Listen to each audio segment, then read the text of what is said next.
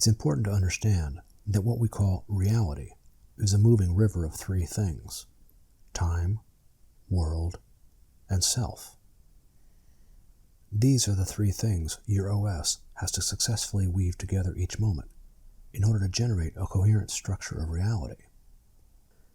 Here's what I'm trying to get you to realize in this opening part of our conversation.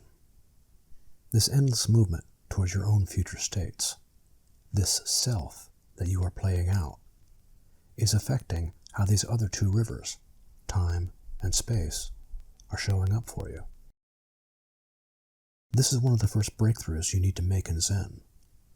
Time and world are not two external containers that you're moving through. What's going on in your mind affects how time and world show up for you.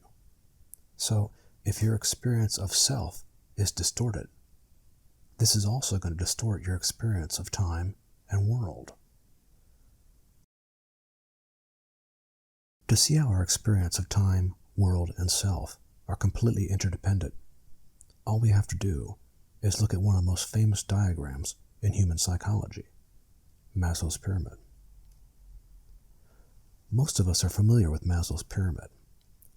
The first 4 levels in Maslow's pyramid are where we've spent most of our lives. What we are basically doing on all 4 of these levels is trying to solve our own incompletion in various ways. We are always incomplete in some way or another, and we are forever attempting to solve this by getting what we are missing from the world outside ourselves. At first, it's warmth, food, and shelter. By the end, it's feeling valued and feeling loved. But no matter what it is we're trying to get, it is out there somewhere, out in the world, or forward in time. And since we can only reach completion externally, in these 2 arenas, in time or in the world, time and world show up for us in very specific ways. They show up for us in terms of our own movement towards completion. In terms of time, on the bottom 4 levels of the pyramid, time consists of movement towards our future situation, or future self. We are always moving towards our future self, a self for which one or more of these needs in the pyramid are resolved. A self that is more secure than we are now, more surrounded by people and not lonely, respected, more loved, in that new job, in that new house, driving that new car, and so on. The uncrossed distance between our current state and our completed state is the medium that we are always moving through. So this movement towards our completed state defines how we experience time. This is why we feel we exist in time, and why we think time is linear, with the future out in front of who we are and where we are.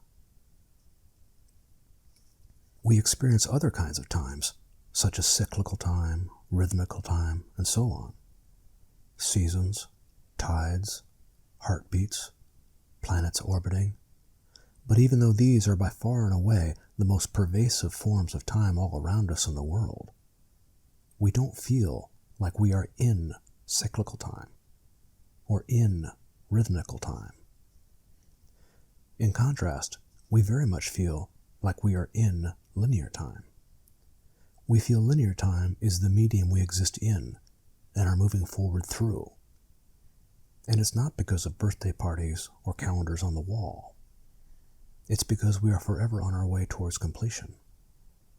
We are always on our way towards our future self.